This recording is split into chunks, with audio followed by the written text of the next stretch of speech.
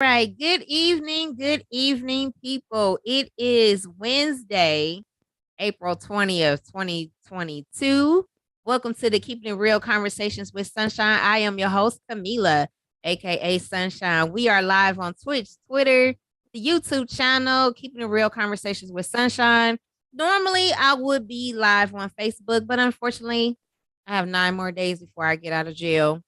So tonight, again, our show is 6 degrees of separation. I believe that you are one person away, one advice away, one help away from where you need to be in your destiny. It has been proven since this show started. This evening, I have a repeat guest because we got into our conversation, and the next thing you know, an hour was over, and we was like, you know what? We got to have a part two. We got to have a part two. We didn't even get in deep into the conversation that we supposed to got into because we was having so much fun. So tonight I have this wonderful, super businessman. If you never knew business, you gonna know business tonight. And on top of that, he don't have one job. He like a Jamaican out here for real. Like he got 10, 15 jobs. You gonna hear about it. So um, Mr. Tanner. Let's get I'm to gonna it. go over his bio real quick. Let me know when I run out of breath on how much stuff he do, and the stuff that's not even included in this bio that he sent me. So, Mr. Tanner, state director in the human service field for people with developmental disabilities, entrepreneur, owner of a trucking company, Priority One Logistics, played in numerous games with and one amongst other street ball games, but was not officially a part of and one. Co-owner of Positive Steps LLC, a in-home outpatient therapy program for adolescents. He is, and he says he quotes, I am someone who has his hands in a lot of things that's moving. Again, he is the owner of a basketball team. He a coach, he a father, he a husband, and so much more. We gonna find out tonight. I want you guys to welcome Mr. Tanner, aka There He Go. Welcome, sir. Good evening. I'm upgrading around here. We upgrading around here. How are you? Yeah, You good? I'm good. Always. So as I was saying, man, um, I let people know how I know you. And you, on paper and off paper, is a prodigy from the man himself, main event, aka Wally Dixon. He told me about you. He's like, you know what? I got somebody that you would love to talk to. I think you need to talk to him. And from the last time we talked, it was an awesome conversation. We went so well, having fun, talking about your experience on the basketball court. And we didn't even get into the businesses really while we were talking in the first place. So we decided, hey, you know what? We're gonna do part two, and this time we're not gonna have a time limit. We just gonna go for it because a lot of things that people need to know as far as being an entrepreneur, what it takes, what has to be done, making sure that everything is everything. So you don't have to work for anybody else. You can do what you need to do for yourself and your family. So, and you young with the extra O, UN, and all of that. So if y'all don't know, that is my nickname for him, Youngin. So when we talk, that's what I say. Hey, what's up, Youngin? So he out here doing real big things. I'm very proud of him. And again, I want you guys to listen up because he's gonna have some stories, some gems to help us out for those who want to get into business for themselves, how to balance everything. I'm still trying to figure that out myself. So again, Mr. Tanner. Oh, yeah. We back. We back. We back. We are back. So Last time we really started getting into the conversation of how you started getting into the youth program, Mm, of how you began to go up there and meet the youth, be a part of their lives, and that's kind of where we started. I mean, ended at. Really mm. getting into how did you get into the in-home patient therapy with the adolescents and all of that stuff. So let's go Okay. right there. Getting into positive steps. Was a therapist and I was always talking. We worked at the establishment that I was working in, Vision Quest at the time. And me and her would always talk. We always had our own vision on how certain things handled, you know, at that facility that we worked in, and we always just collab and talk and things like that. And one day we had like a really terrible day. The weather was bad. Um, had a few call outs, had a lot of people on overtime, and we dealt with individuals that we usually go home on a weekend. And coming into the shift, and these long shifts. These about 10 hours, 11 hour, 12 hour shifts sometime. And just coming into the shift, we knew it was gonna be a bad one. And me and her sat down, talked, we game playing a little bit, and I said, "No, I'm gonna do something different." I said, "I'm about to bring the girls' camp, the boys' camp together because it was two different sides. You had a girls' side, you had a boys' side. But I had relationships with all the individuals on the camp. You know, there was a weekend that a lot of people wasn't going home on home passes, things like that. So I ended up bringing everybody together outside, talk to them, let them know what was going on in the camp, how the day I was expecting the day to go, and I would be around to talk to everybody and see everybody, meet with everybody, let me know what they got going on, what's bothering them, things like that. And started the shift. Next thing I know, I'm moving around through all the we called them longhouses at the time, and talking to all the youth and the staff and things like that. Where 2, 3, 4 hours done went past, we stopped keeping account of the individuals on the camp, right? Because nothing really was going on. Everybody was chill. Um, the normal routine that would happen during the shift wasn't happening. We didn't have a lot of kids turned up, as they would call it back in the day. Um, going out of area, having behaviors, things like that, just because we did something different. And at the end of the shift, we all had to collab together because everybody kept a logbook. And this day, nobody wrote in a logbook just because of how smooth the day was. Everybody was up interacting and things like that. And my partner and I was sitting down, and at that time, we was the two heads of the camp. She was the head therapist of the camp. I was the head supervisor on the camp, and that was it. The rest was his line staff, and the cook. you know, and really had no issues that day. And we just sitting there rapping the conference like, "Yo, I think, say, yo, we could take this camp over." And said, "Yo, said my mind, your mind, we put it together. We could do something with this thing." And I was like, "Yeah, we probably could." And then that was that day, and then time went on, and um, I ventured out, ended up leaving the company I was working at, and in the midst of all that, I was going to the adult side.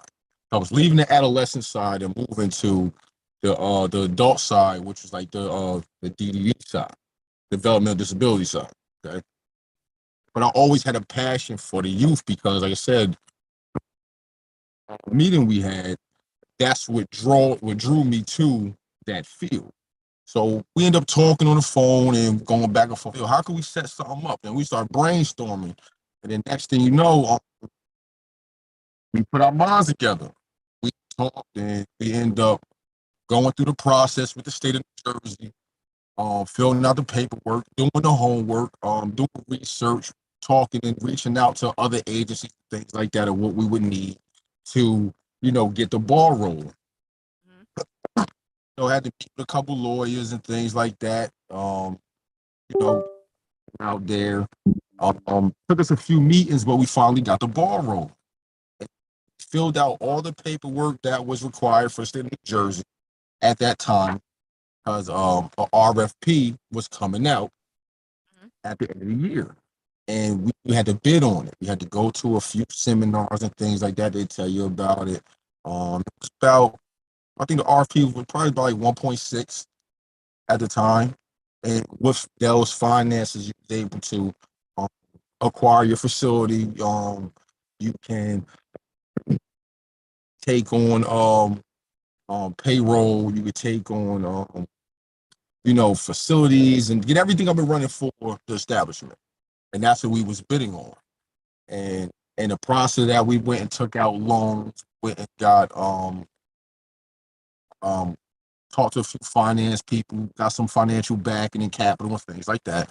And we was already rolling with getting everything out there. Went and looked at homes, 5 bedroom, 4 bedroom homes. We looked at some big with about two group homes, two male, two female, or three male, one female, depending on how it was gonna fall. And again, we just generating, collabing, manifesting, putting things in order. And we had everything to the state of New Jersey filled out. Everything was overlooked by a private firm that we hired to go over everything, to make sure we was in the green. And we was. And we end up losing our bid for the RFP to a well-known agency. I'm sorry, to two well-known agencies that combined to make one agency. So after going through all that, and then we end up again losing. I wouldn't say losing. I said it. I said we took a loss, but then again, it was just a setback, But we ended up again not being able to start our project because everything went to again a well-known establishment already. And I felt that we still took we won already. You know what I mean? Because we could have been out the door, months ago, but it came down to the final wire. And the only reason why we didn't get granted the opportunity to receive the RFP because we was a new established entity. So from there, my partner and I still continue to work in the field that we worked in. She's a licensed um I'll say I call her the master mechanic because she does everything. Um, Mhm. Therapist, in-home outpatient. Like she has this woman's mind is crazy, and we just continue to process. And she was already in the lane of the outpatient side, dealing with the adolescents as well. So what I did was I looked at that opportunity that with the lane that she was already in, and I said, no, yo, we're just gonna drive this lane. There's no sense of reinventing the wheel; it's already there. Right, So right. she was working for a few agencies, and she was had a few other therapists she was working with as well. And we ended up just kicking into high gear. And then next thing you know, we moving clients from the agencies that she was working on, and now they're under us now. And we've been going about 6 years strong already. You know, fully off the ground, fully insured. Um, I can't, disclose a lot of other information due to HIPAA and things like that, but Right. we off the ground and operational and moving positive for positive steps for the last 6 years. Absolutely. So are you guys connected with the state where they refer people to you guys, or are they going to that other agency? Oh no, everything comes from the state of New Jersey. Everything Absolutely. comes from the state of New Jersey to us, and then we able to pick and assign Side. cases Mhm. on the board. Yeah. So will y'all go back to the not so much to the drawing board to try to get that funding, or y'all good where y'all are now? We are now, honestly. Again, I'm like the guy that's in charge of the numbers, and I'm always this never you never close a door on me, and I'm gonna sit there and look at it and stare at it and figure out what's next. By the time that door closed, I'm already have another three, four, five, seven things lined up, which I did, which we end up having. Like I said, we had to jump in our pocket a little bit to touch out a little personal money, a little personal finance to get the ball rolling. But once we got everything generating and everything came back full circle, and again, we running at a full head of steam right now. So, for all those who didn't have the conversation before, Mr. Tanner is a basketball player. Um, and we talked. I want to say we said that basketball was an avenue to kind of save your life from the streets, right? Yeah, most And definitely. so, um, where did your mind come from when it came to numbers and the business idea? Did you go to school for that, or did the streets teach you that? Both. Mm-hmm. You know, of course, when going to college, we as a culture, we don't get really taught and brought along about school. You know what I mean? A lot. Some of us think school is important. Some of us think school is not. So, at that time, out of high school and things like that, I didn't really care for school. I was moving around, making things happen. So obviously, I'm going to college, play basketball. What you majoring in? Business. So, I was a business major. Okay, and what really dragged me and moved me to business after taking the courses was the numbers. Never really was a math guy like that. Kind of hated math. Is going on in math. You got division, multiplication, what else? Algebra, all this type of nonsense. I'm like, bro, if you can add subtract, you cool out here. You don't need all this. But just the numbers, man, and then as far as what I had going on at that time outside of the classroom in college and playing basketball, or whatever, I was always intrigued by numbers. I was always looking to turn a dollar. That just drove me. I mean, if I was able to make $100, I was looking, well, how could I turn this 100 to three? You know what I mean? What's gonna be, the percentage coming back if I play with this number over here? You know what I mean? Things like that. What was the expenses? What was the gains? And I took a lot of like what I've learned through business, being out in the world, making decisions that I made and things like that. And I had to sit down at one point in time to just figure it all out. You know what I mean? And really, that's like I said, money was a thing to me. You know what I mean? From my understanding, you can do a lot when you financially stable. You have the right finances, you can open up doors that you don't even have a key for. That you don't even have access to if you have the right finances. So that's really what drove me. And then said the fields and stuff that I was working in, I was always applying my hustle to no matter anything I touched because, like I said, I was always addicted to getting more. Never let anything stop me. Got you. So, we kind of hinted at some things, but then we was like, we're not gonna talk about that on air. But however, um, be glad that you legit now and all the things that you're touching. So we went from helping adolescents, um, both regular those who might have been kicked out of the schools. That's how you got to the other place. And then you're dealing with adolescents who have disabilities. Um, and now you have uh, your partners with the apparel, sports apparel company, correct? Yep. So, let's go in order. Which ones came first? Like you had the adolescents, or then the trucking, or did the trucking, then the adolescents, and then the apparel? Which I know I'm all over the place, but help me the catch up. adolescents, Help me catch up. the adolescents definitely came first. Like working with those youth was first and foremost. I got into that again. It's a time where I'm still playing. I'm Okay. traveling. to different places, different cities. I'm on doing games, the A1 tour. I'm doing games with other promoters promoting street ball. Um, I shot a like a reality TV show, things like that.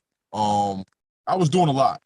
And like I said, this at this time I got hurt and I was coming off an injury. I had a contract on the table that I kind of I can say I lost, but I was going for it, but I took a knee injury, so I couldn't play. And so that's when I got into working with the adolescents through a friend of mine who was already in the field already. Right, right. I remember now. Okay. So yeah, that definitely came first with everything. But Okay. in the midst of that happening, again, life happens. So I'm always generating. I'm never stopping. Oh, so again, stayed in the field, which is now I'm a state director in the field as well. Um, continue doing that.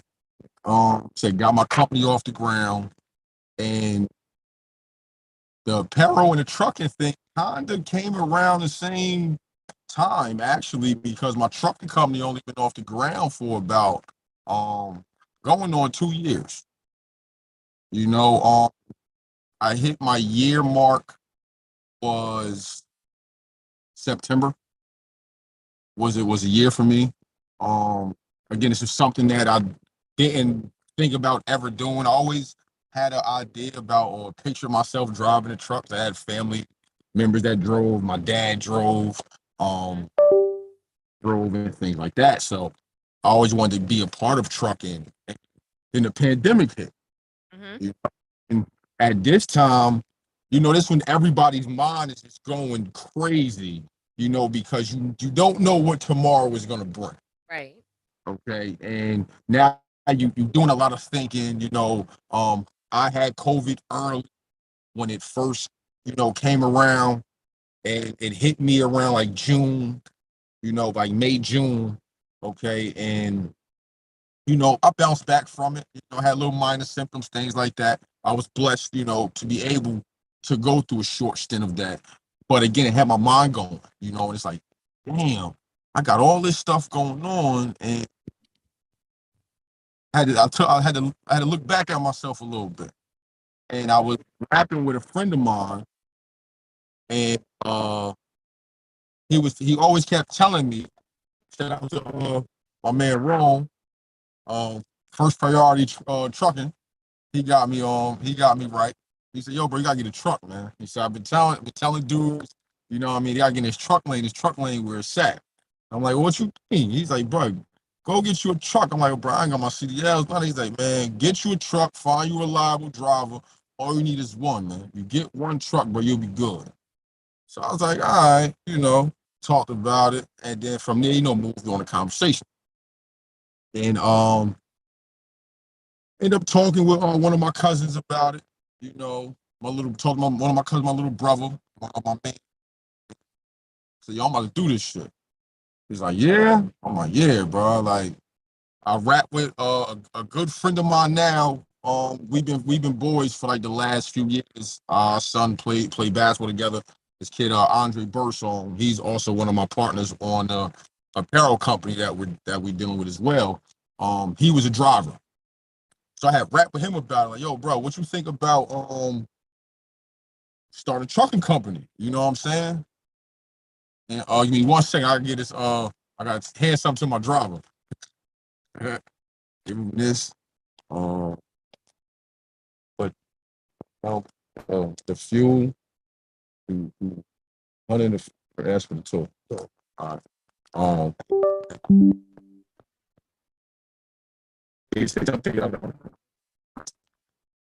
Um, sorry about that.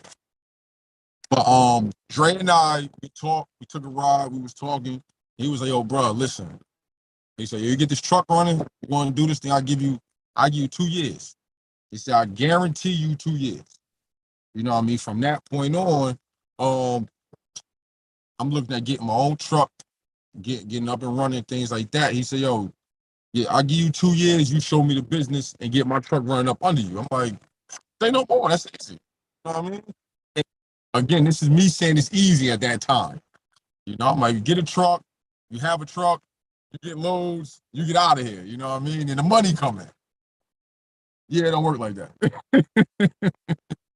It don't work like that.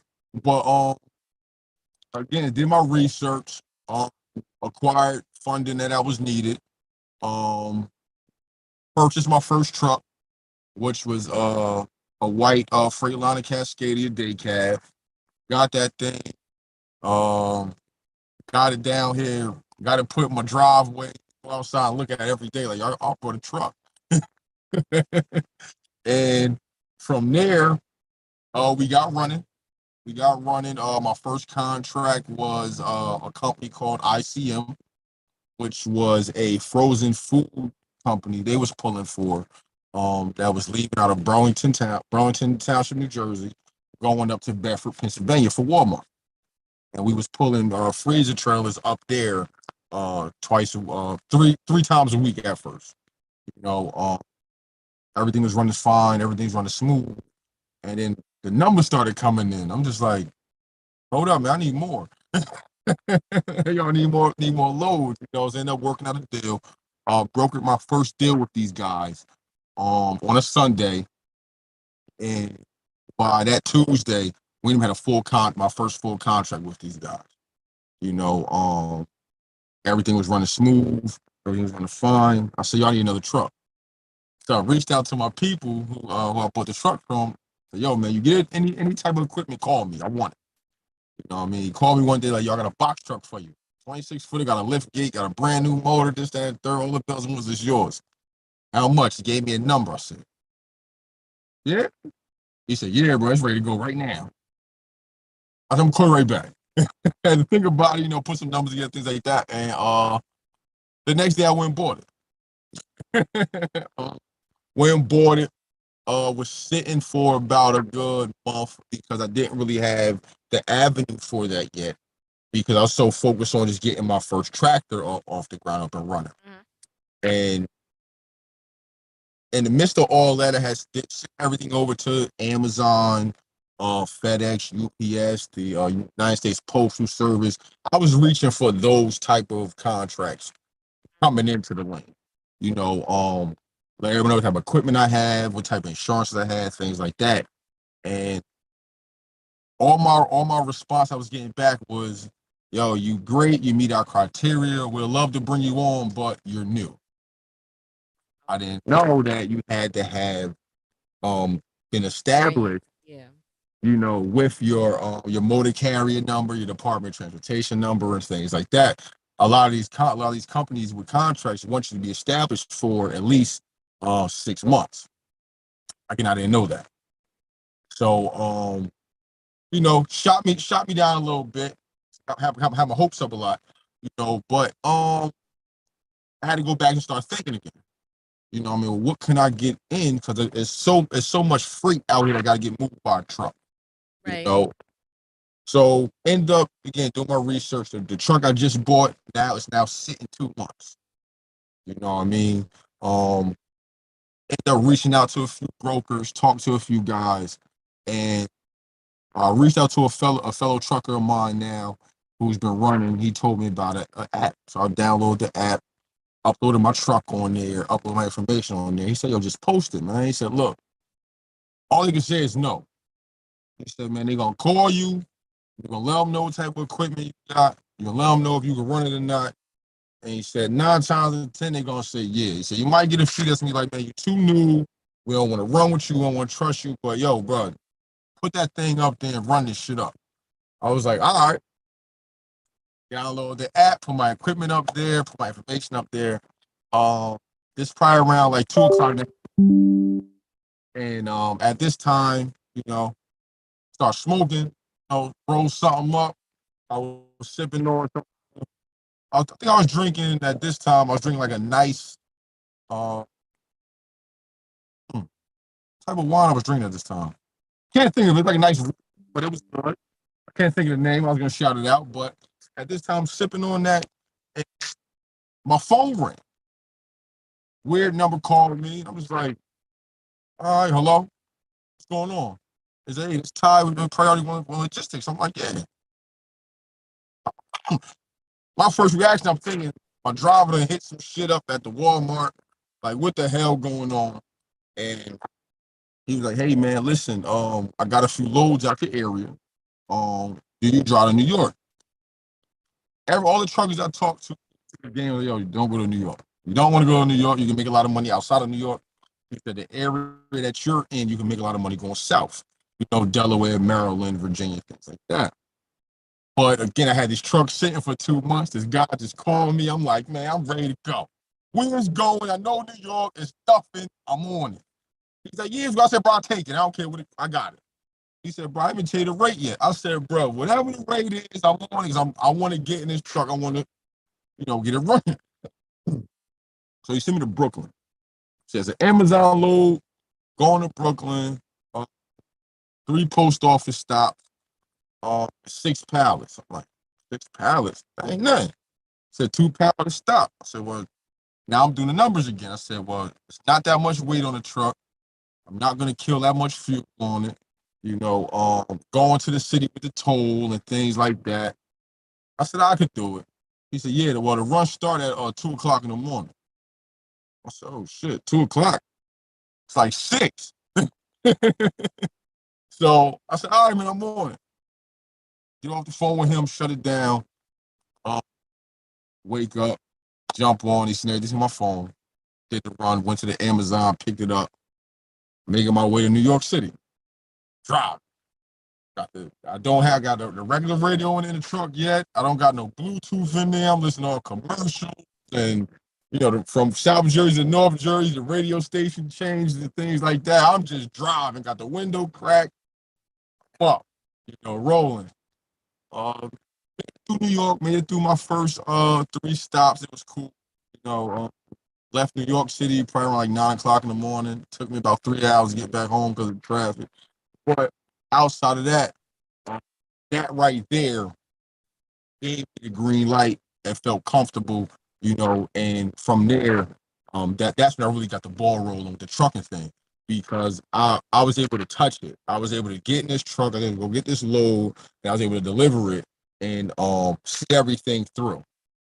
And from there, man, it's just been on and popping ever since. How many trucks you own right now? Right now I own four.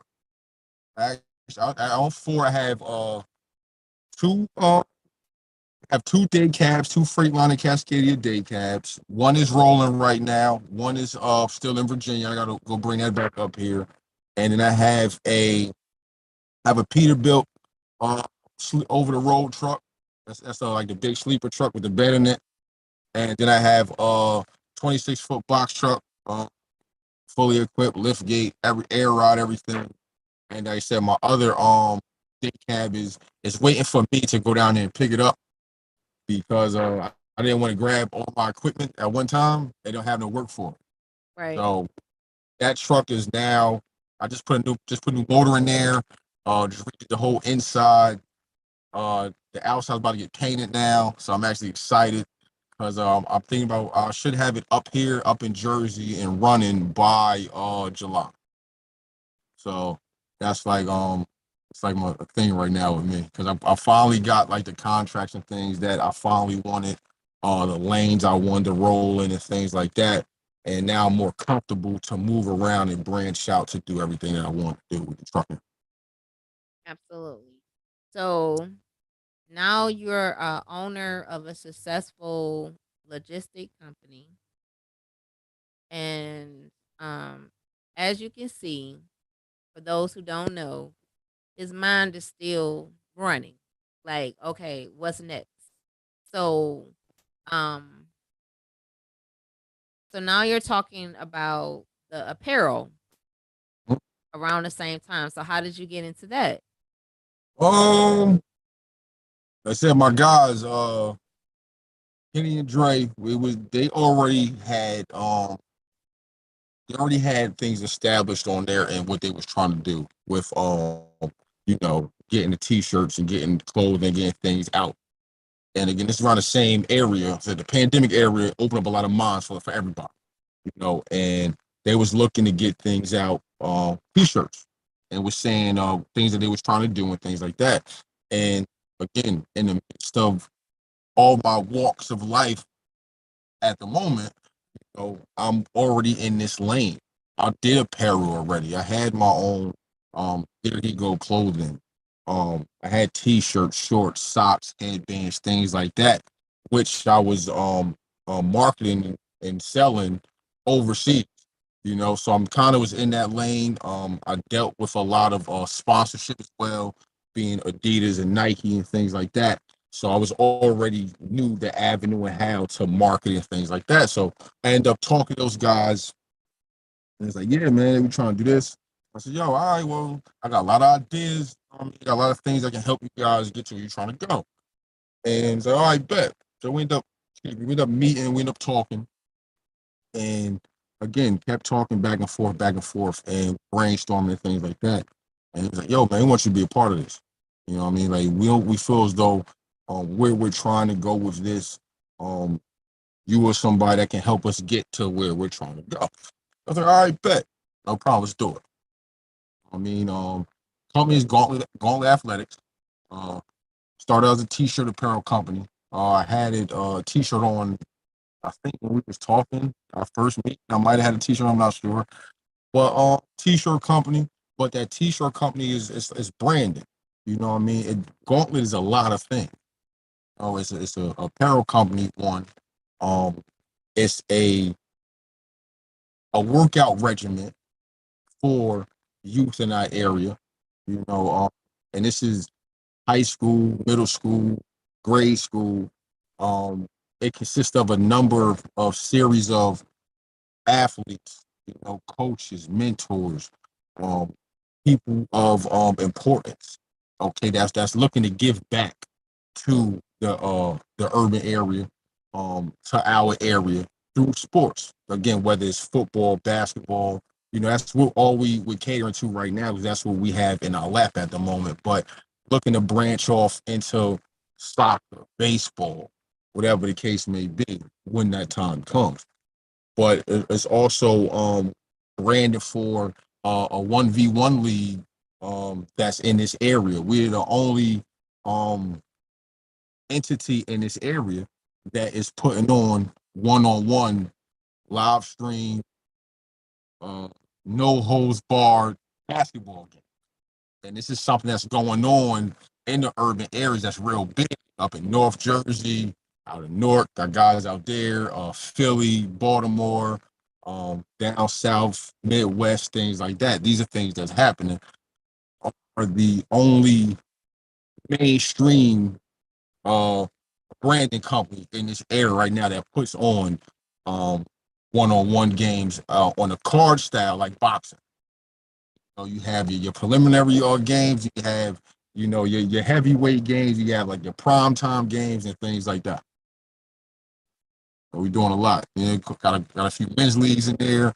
We're looking to we're actually going through a playoff right now of our 30 and over men's league.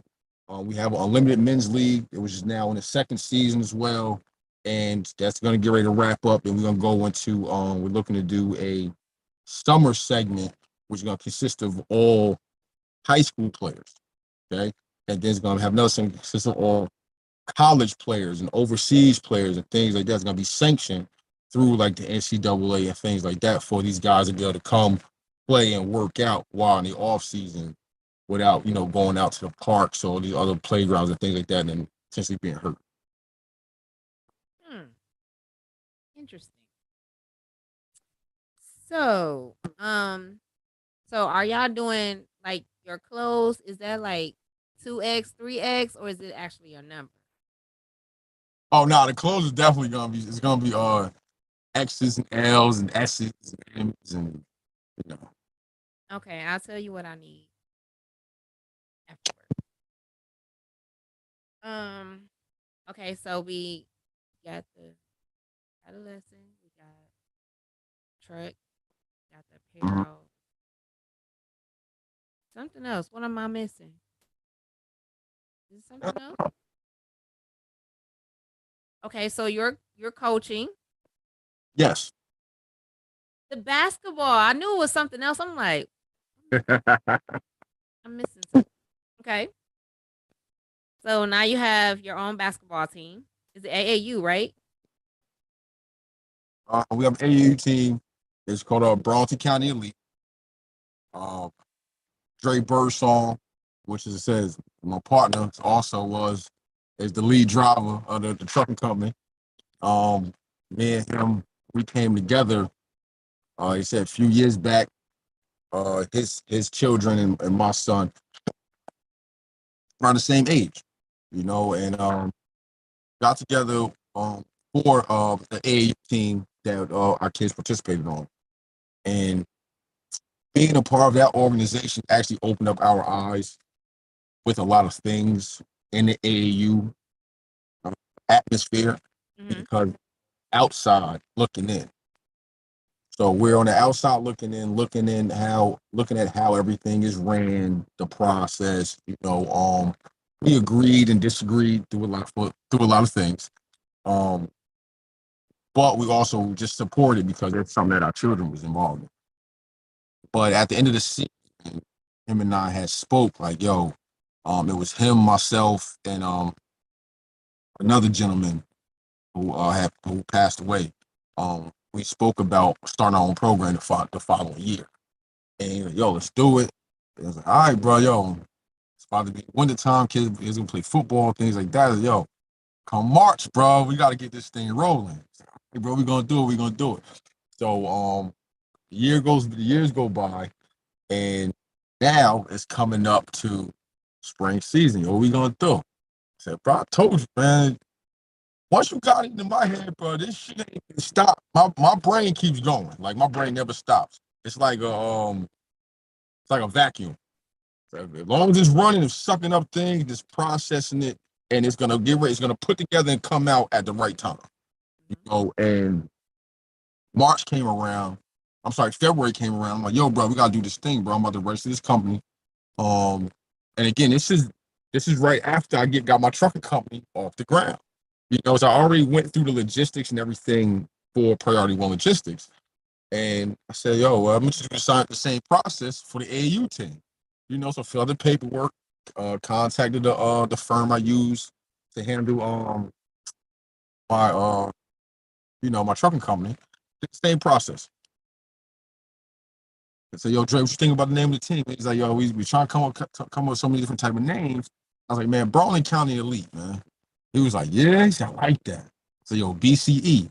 He was like, yeah. He's like, yeah, I like that. Like, all right, bet we running with it. You know what I mean? And we ended up we didn't have a tryout, nothing like that. We reached out to a number of kids that was a part of the organization we was part of before, and had let all the parents know this something that we were doing. Um, we are we're gonna keep our kids because again at that time we had my son, his two sons, we had three other kids that we was cool with. Their parents kind of had our own little team already, so we were just trying to just start something and just see where it went from there. And doing all that, said we got established. We won about out of the 10 tournaments we played in, we won 3 championships our first year.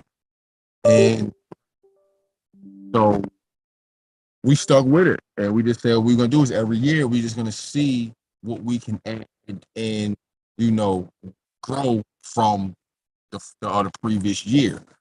And what makes us work is we're two guys that played the game of basketball. Okay? Um, he's a few years younger than me, but he has his own accolades as I do mine. He's 1,000 point scorer in high school. Um, he's his name is on the banners in his high school. Um, they won championships in his high school. Kind of share like the same kind of accolades. Okay, we just have a separation in age, Right. and which makes us different. And I don't take nothing from a lot of these guys that's out here that's coaching, which I'm not doing that at all because it's a pleasure to see these guys on the sidelines coaching these kids, passionate, and it, we don't get paid for this. The coaching that we do, we don't get a check for it. We take a lot of heat dealing with certain parents, and then a lot of traveling and planning and early mornings on the weekend and things like that. The stuff that you don't see on the YouTube, you Right, know. right, right. But we're passionate. You know, we're not looking to win championships. We're not looking to get medals and trophies and things like that. We are teaching the game of basketball at the earliest age. It can be taught and grabbed from the youth. You Right. know, and where what makes us actually stand out is the work we put into these guys, to these little guys, and we also have a female squad as well. But again, BCE Bronson County Elite is powered by Gauntlet Athletics, which is the workout regimen that we are putting in these kids. We going on 2 years now. 11-year-old kids running a flex set in the offense. This is something that high school kids can barely manage and grab to do. Okay, we have kids moving the basketball as if they was on the floor playing this game for the last 10, 15 years. Things that, guys my age to this day still can't do. You know, and again, this is something that I said we're passionate about doing. Um, we grabbing kids from the community. Um, we're traveling. We teaching these guys this life outside of the norm. Yes. Giving them the early experience of traveling. Giving them the responsibility of being a model person out here. Some of the things that you know people my age that got lost on the We way didn't did get that right. along the way. This is something that we're are instilling in these guys. And again, my son, his two sons is like my nephews. We're instilling it in them because we know it's a bigger picture down the Yes. lane. We teach them how to be student athletes at the age of 11 and 12. Folks Yes. is normal things like that. So it will be normal to them once they get older. It's just like when we learn, but some of us, we didn't have to study, right? It didn't show until you went to a higher grade or to college that you didn't never learn how to study. And now you have to learn how to study or you have to actually go to tutoring because you're behind and not know you're behind. And so that's good that you're starting off young so they'll know how to multitask. They'll know how to prioritize what's important. And of course, like in my house, if you're not succeeding in school, you're not playing sports. You're not doing Oh, nothing yeah. extra. Hands down. We want bees. You feel me? Like we want Now I'm bees. gonna go one step higher. My mom was like, you Yeah. better get A's You know what being I lazy. mean? you So got to start a little small, a little bit, but eventually, yeah, it's A's all day. Because what we're teaching and showing these guys is just because you are an athlete, you have the athletic ability. The goal for us is free school. Okay, that right there is something that you know is needed out here in the world. It's needed in society. But that's something that you can get that nobody can never take away from you. Is get that degree. That's yes, something that and that's something that we drive to. Where you're gonna utilize this basketball, yeah, you gonna play it, you love it, things like that, but use it to the full extent of its capability. You get a free college. absolutely. For some, you can get free college and you get a chance to go overseas and go play pro. Nowadays, you can play pro here in the States and you make 34, 40,000 playing for a NBA G League team opposed to going to school for 4 years and now you making 30, 40, 45,000 at a 9 to 5, 10 to 6, 11 to 7, things like that. So, but at least getting that degree, being able to graduate high school and go to college of some sort, and you can display your athleticism on a stage where you have an opportunity to be picked to now your basketball career or further your education to now be a successful person out here in society. Yeah, you can choose. You got options Mm. versus all I did was play sports and now I'm hurt and I'm injured and I don't have no clue, no idea what I'm Yeah, gonna do next. Now you out here trying to rob and steal and do all of this craziness because you didn't apply yourself. exactly. Yeah, we're not doing it. So it's good. I also have talked about in doing this, what I do, I said I wanted to give back to youth. So at least once or twice a month, I will have youth on here um, with a tutor or not a tutor, but someone who's in the field that they want to go into Right. to encourage them to be all that you can be where you are. Um, Now I'm gonna go in Bible days, right? So in Bible days, there were kings that was 6, 8, 9, 10 years old, right? And we have this idea somewhere in our brains where we feel like, oh, God can't use us until we're in our teenage or we're 20, 30 something years old. No, God can use you whenever he wants to use you. Hmm. And so when we change the mindset of our youth, it shows in their actions. When you start um, giving them exposure, it has been proven, just like 6 degrees of separation, it has been proven that they excel when you give them the right attention. When you show and tell them, hey, I like your talent, I like what you do, let's invest in this. I am investing in this as an adult, so I want you to invest in this as well. So now I'm pushing you as you push me. We're going to give beyond the goal that we first started with. So with the youth being exposed, they're 90% chance of graduating on time. They're less likely to be in any trouble. And on top of that, they're going to graduate and then they're going to turn around and do the same thing that somebody did to them. They're going to do to somebody behind them. Definitely. So again, this is very important that we're dropping seeds. We might not be the one that's going to water it. We might not be the one that's going to pluck it up or tell us, say, hey, you smell good, you look good. However, we fertilizing this because it's needed. If Yeah, our children are the future, don't wait to the future to try to start teaching them. That makes no sense.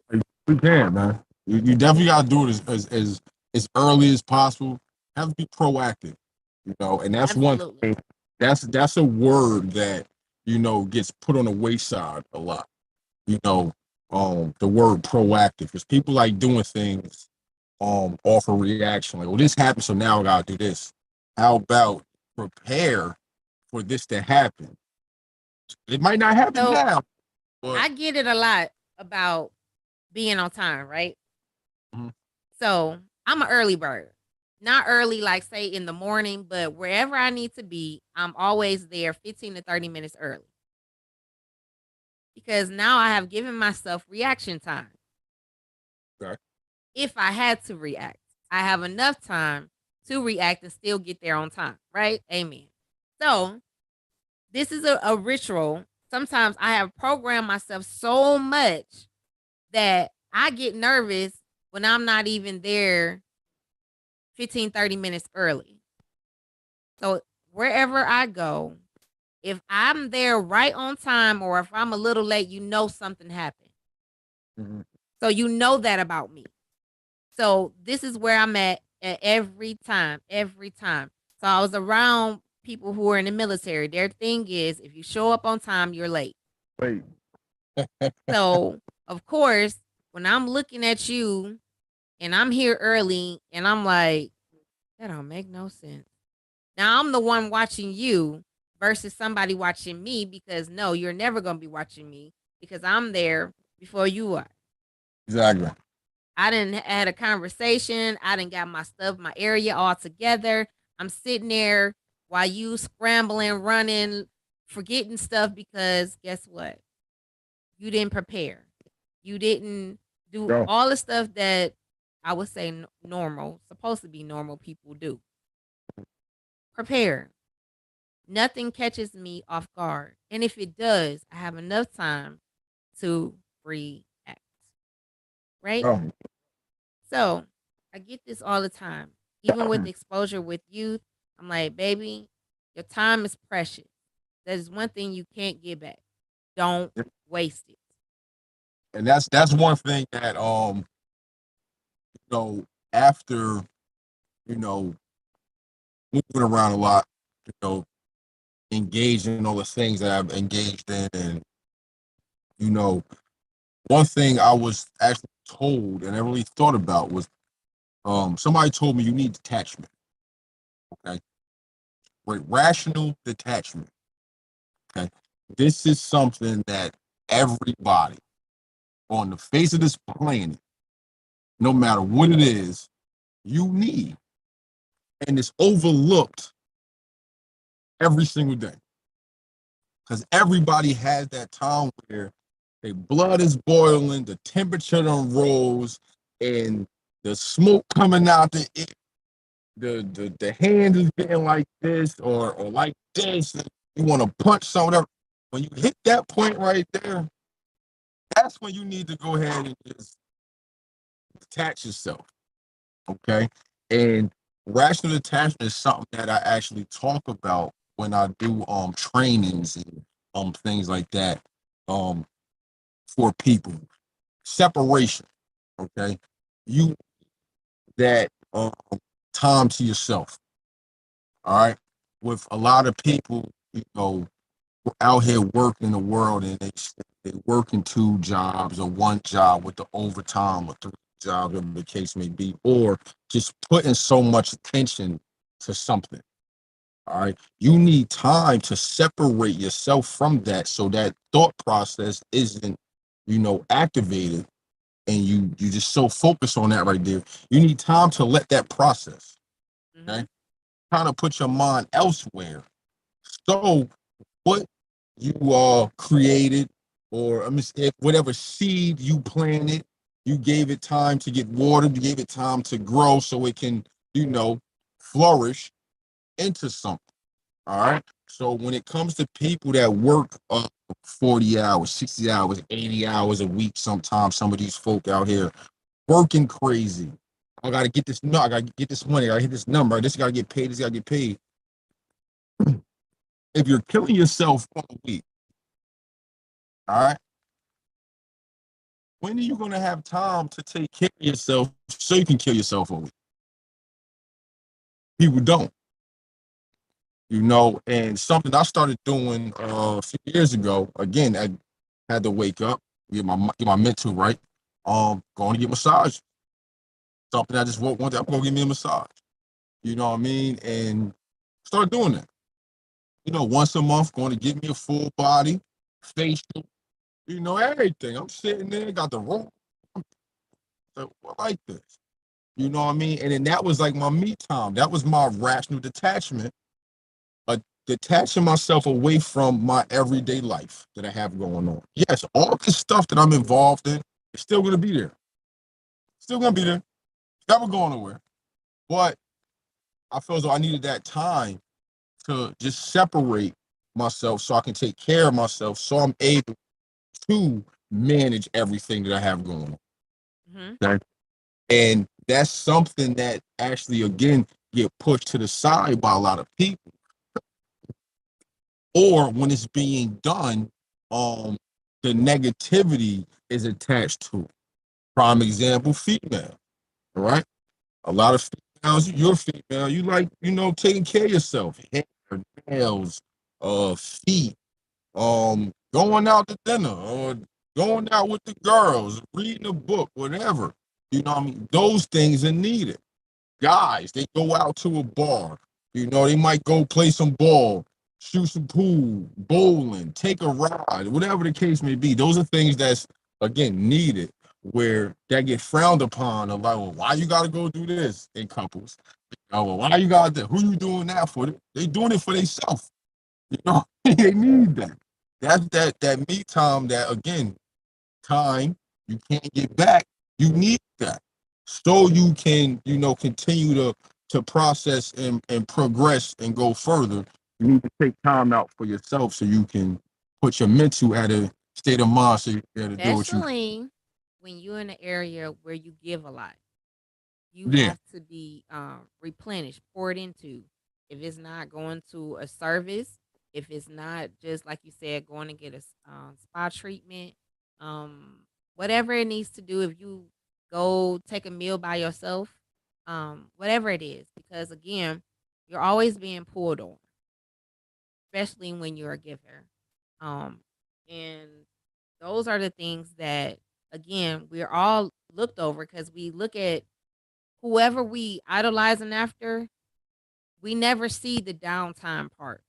We just see them constantly going, going, going, going. And you're thinking they're the Energizer Bunny. But no, if the Energizer Bunny don't get his new batteries, guess what? It ain't Energize. going nowhere. I'm But we don't never, put two and two together. Like, no, I'm tired. Um, a lot of times my husband, I do a lot, and my husband always say, "You do a lot." And he said, "I can see it in your face. It's time for you to go to sleep. Take a nap. Take the load off. I got the kitchen tonight, or I got dinner tonight. Don't worry. Go lay down." After he done worked all day, he's like, "No, I can see it on your face." Sometimes we don't want to unplug because You our don't. brain, especially when you're a creator, you don't know how to unplug. You don't. It keeps going. Even in your sleep, your brain is like constantly going like, can I just pause for a second, God? Just pause so I could just go to I don't know what it means to just have a restful sleep without dreaming, without thinking about what I'm gonna do the next day, what's coming up on the weekend. And it's like, okay, go ahead. If you gotta get a glass of wine, get you a bath, chill out, turn your phone off. Yeah. I don't know what that means either. But Even. it seemed like as soon as you turn your phone off, you miss 50 million calls. And they'd be like, well, why you ain't answer your phone? You normally answer your phone and be like, you know, I'm one of them. See, what my phone can never turn off. Like if my phone is off, I'm gonna get a phone call from at least maybe 5 people that's close to me. You know, they're gonna get in contact with somebody, get in contact with me to order to make sure that everything good. And just how my life is and everything that I'm involved in. My phone can't be on. Like I was a part of a movie that's hitting Netflix in less than a month based off of my phone. you know, Things like that. I'm involved in so many different avenues to where I'm talking to people on the West Coast. I'm talking and people that's out of the country. wait, I'm did you say you was in a Marvel movie? not a Marvel movie. It's a movie. I was I about was to say, I'm like, in a Marvel movie, man. Listen, if I'm in a Marvel movie, I just need about just give me 7 minutes of the movie. You can kill me, beat me up, whatever. Just show my face right before you tear me up, and just make sure I'm like no weird color like an orange, and I'm good. I was like, wait, I know he didn't say he was in a Marvel movie. Nah, my movie days is over, man. I can cross it off the bucket list. It was fun. Oh Um, yeah, you got one coming out. Is it this summer? in the summer, June 10th, it airs on Netflix. I can't wait. Is it the Yeah. one we talked about before? Yes. Okay. Called Hustle. The Adam Mm-hmm. and my Aha. had a lot of the street ball guys in there. Oh, Mm-hmm. And I want to bring out too. It was a lot of nuggets that you brought out that I want to touch on with a lot of people. okay. It's very important. I've been seeing a lot of this on Facebook, a lot of on, this is the message right now. We're in a place of manifestation. The things that we speak out is coming to us rapidly. And Yeah. also I want people to understand you are a product of who you hang around. Yes. So people, my circle done got real, real, real, real, real, real small. And I'm only with people not only push me to be a better person, but I'm doing the same thing for them.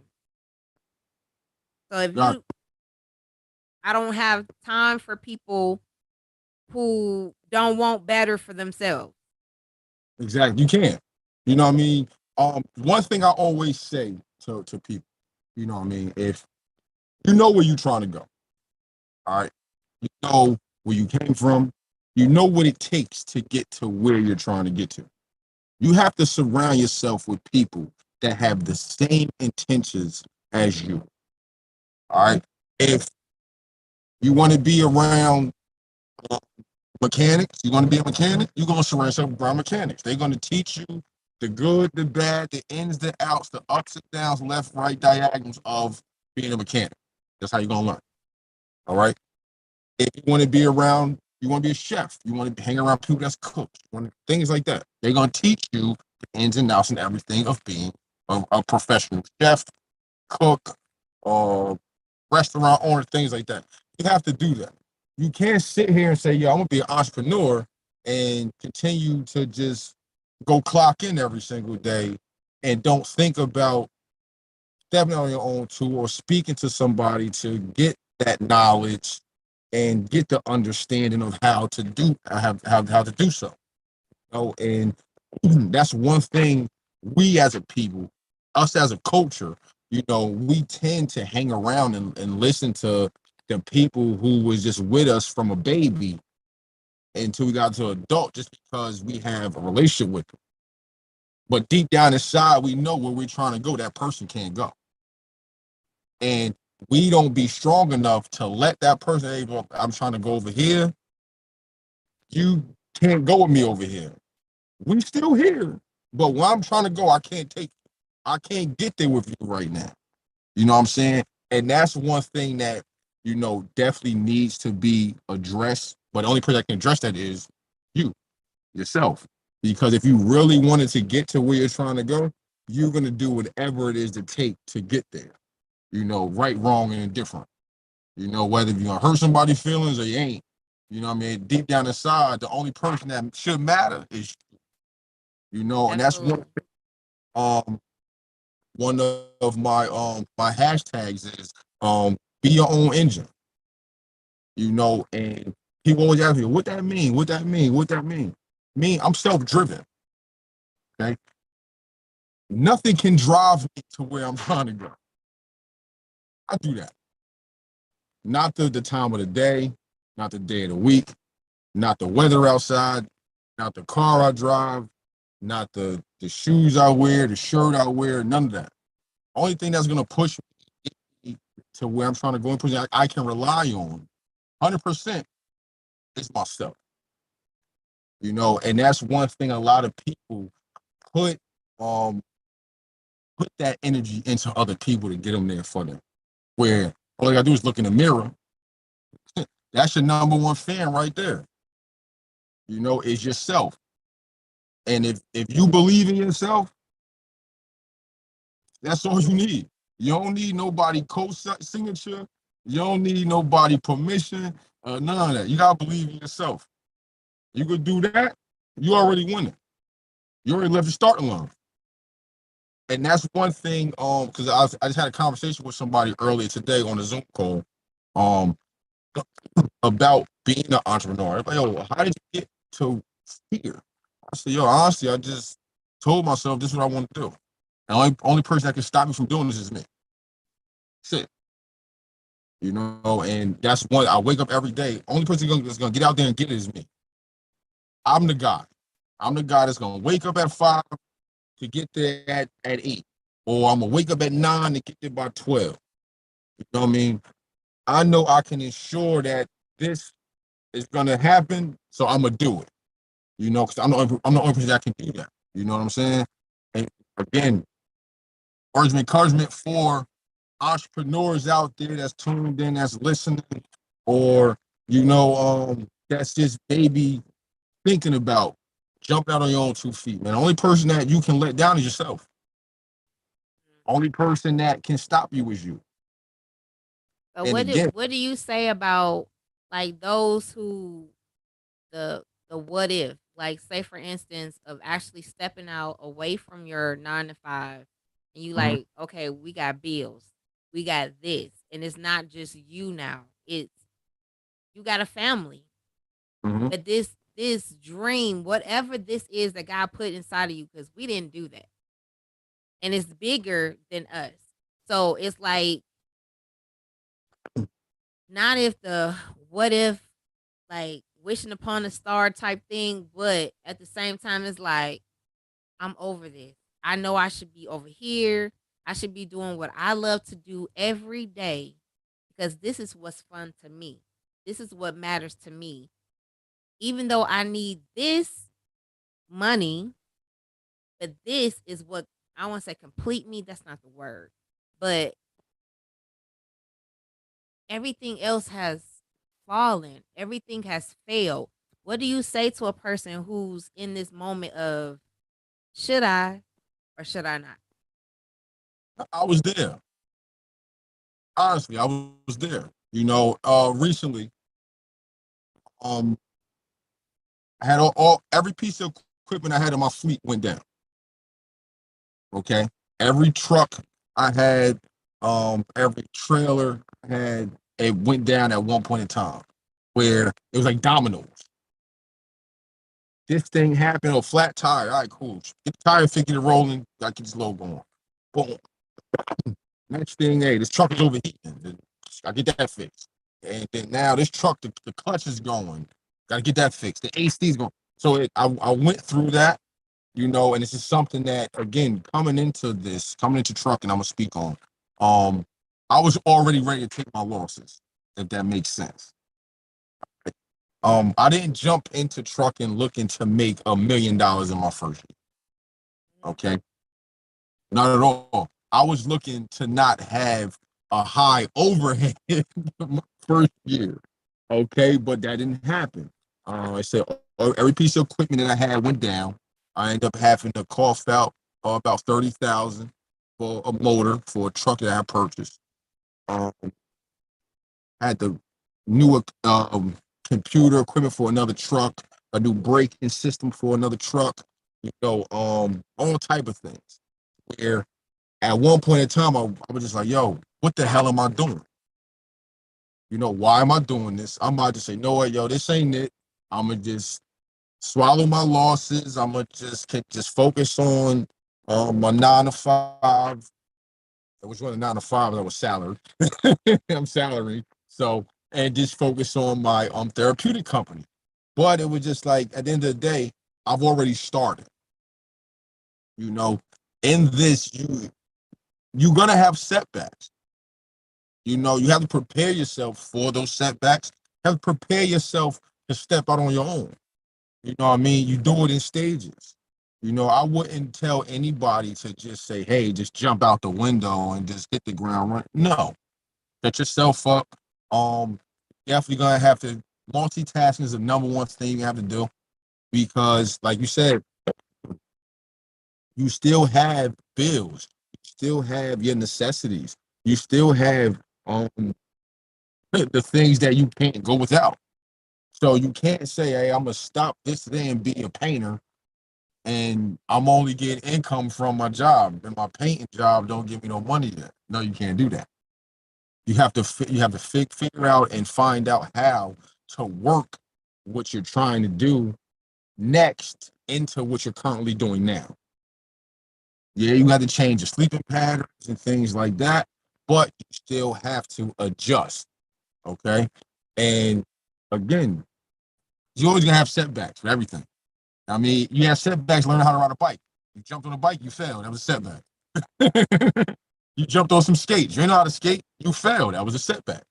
But you kept getting back up, get back on that bike, get back on them skates. And then eventually you was able to do it by yourself without help from nobody. So again, every setback is going to be a better outcome down the line. You just got to keep pushing yourself. That's all. That was a good analogy. Um, Even with learning bikes, and with me being the oldest, I was setting precedent for my brother and sister. So at a certain age, they like, oh, Camila started riding with the two-wheeler at such and such. And now I'm at that age, now I can do it. And all the bumps and bruises and scrapes that I still got to this day, I remember when I fell. I remember that moment when, they cleaned off the wound, put the band-aid on or whatever. But yet tomorrow you going back out there. Or even not even that same day, Yeah, probably. Because just like God forbid for those who have ever been in a car accident, the first thing they always say, like sometimes if the car is drivable, to get right back on the wheel, so you don't have those blackout moments or you are fearful to drive because now you think everybody's going to hit you. And exactly. so those are moments you have to work out. Again, we all have those moments. We all hit that pivotal place. Some people are cool with working for other people. But I know now that I've seen some of all of this and I'm like, listen, Yeah, and I um I don't knock it. You know what I mean? Everything's not for everybody. So I know a few guys that's truck drivers, and they like, man, I've been in this company for this long. I ain't never leaving. Well, that's your cup of tea. You know what I mean? That's what you want to do. Cool. Everything ain't for everybody. You know what I mean? You gotta be strong. All right, you gotta have ice in your veins. You know what I mean? You gotta be able to take it because it's a lot of pressure that comes with all this. You know what I mean? And you see a lot of people, they start businesses and they fail. You know what I mean? Because they go into the business with the wrong mindset. mhm, All right. You can't go into a business, you can't go into anything you're trying to start looking to have a gain or accomplishment under 2 to 3 years. You can't do it because you haven't set yourself up for the delays. You right. haven't set yourself up for the what ifs or the what the hells or the what the fuck. You ain't setting yourself up for that. I'm saying because those that's coming. It comes with this. When you sit there, you ask yourself, and the pressure is so built up, and just like, oh, what's going on? So if you haven't set yourself up for that, how can you reach the finish line of accomplishment? Can't. And that's what a You lot know of what? people do. I never thought about that because like I guess when people like for instance, a lot of people are looking at other people on social media, right? And so Mhm. you looking like, so y'all get with that, but why they getting this support and you not getting it?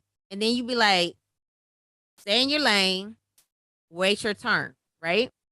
And this is the point where we start looking at something differently because the wait and the process itself can be nerve wracking because you feel like, look, I have arrived. I should be here. What is going on? What am I doing wrong? And it's not necessarily what you're doing wrong.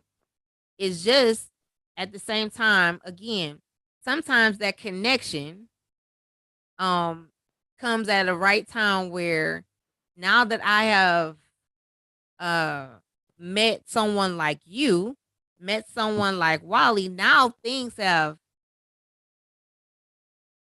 when if that connection hadn't happened, it might have been later on. I don't know.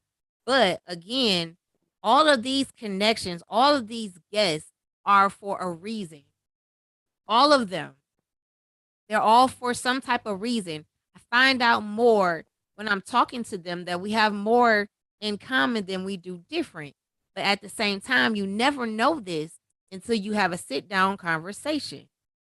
Yeah. And you'll find out that, oh, some of us had the same childhood, some of us had the same survival mode situations and issues and setbacks and mess ups and this and that and overcoming. And it's like, today, I have to be honest. Today, I get home and I was sitting there and I seen a post. and I was going to post on it until I seen somebody else on the post, right? Mhm. And instantly my mind went to, ugh, how dare she? Da da da da da da da. And so, yeah, I was, ooh, wee. Mm. And I was like, I had to get up, put my phone down, and shake it off. I said, nope, you're not going there. Nope, you're not doing that. Nope, because it all happened for a reason. Yeah. And so I shut it down. I was so proud of myself because instantly I was about to go in messy mode because I'm human. We have Okay. those moments. And then I was like, no, you can't go there because there's a bigger picture, there's a bigger play in hand. And if you over here being messy, how you gonna come and minister to Tanner if you just was doing this a few minutes ago? Exactly. And I was like, nope, nope. Devil, you almost had me. You almost had me. And I'm like, nope, you can't do that. And so again, it's the maturity part. It's the part where you put a mirror to yourself and you see the growth in you. Of what I would have did a year ago, what I would have did 2, 3 years ago. Ooh wee. But just to have that mindset right there, because I go through this. You know what I mean? It's like you sit there, you like 20-year-old me. uh, You know what I'm saying? But that right there is is fulfilling. Because yes, whatever's happening right then and there, you can take it to another level. You can, but now the the strength in you kicks in. Like that is nothing. Why is you giving? You don't even give that no attention. You even give it no fuel, no nothing because it's so minute. know, it means nothing because of what you have going on right in front of you right now. And that's one thing. Like again, I'm not really on the social media like that. I mean, I might pop here and there, drop a pic, drop a saying, things like that. But I'm not a social media person. To each his own. I don't knock nobody from it for it. But a lot of people need to unplug because you find yourself caught up over a situation that you are not speaking about right now that you've seen. A lot of people is not strong enough Yeah. to mentally remove themselves from there and will let something of that nature control and dictate the rest Yes, of the the rest of their day. Yes. yeah. It happened so quickly. I had to catch myself because when I saw the person, it brought me back to my past, and I'm like, no, no, no, no. You've been delivered from that. Don't do that. Don't waste your time. Unplug and go on about your business because you got another thing in play. You got something you got to do today. You got somebody you have to minister to. You got to do all of this. You can't get caught up over here because that over there don't even matter no more. That person don't have a say so, no hell to put you in, no heaven to put you in. So why you trying to go back there? And I'm like, you know Hey, what? there's no You need are to, you so there's right. no and, I I speak to a lot of people. I speak to a lot of people individually, family, friends. You know, people I got entertainment people. I have athletes. You know what I mean? I talk to big business guys. I'm a part of a firm of guys I never would imagine would know my name. You know what I mean? I speak to a group of guys every single day from morning to sun up to sundown. And these is guys that range from retired NFL players, um, music execs, actresses, actors, things part of excuse me, like a group, an investment group that we're part of and things like that. And again, these guys is actually showing me how to maneuver in the area that I'm in. You know what I mean? And one thing, one of my guys spoke to me about was like, yo, What's up? You got a time machine? And I always say to somebody, you got a time machine? Like what? Or can take a glass and drop it on the ground. Why would I do that? Drop that shit. When it drop and break, can you undo that? You can't. And that's life. You know what I mean? What is a lot of people get caught yesterday or 10 minutes ago, 5 minutes ago, 2 hours ago, 7 years ago. You can't because nothing's gonna undo that. No matter what you say, how you think, no matter what type of money it is, how you look, how much you weigh, how tall you are, short you are, nothing is ever going to change what has already been done. You know, and I say I speak to people with that because a lot of us get caught up on yesterday. You know, a lot of us can't move forward as bad as how much we want to move forward. So much we can't because we not letting that go. You still got people beef with people in high school and they in their 40s. I don't like that girl. She said something about my outfit in the lunchroom and threw a cheap steak at me.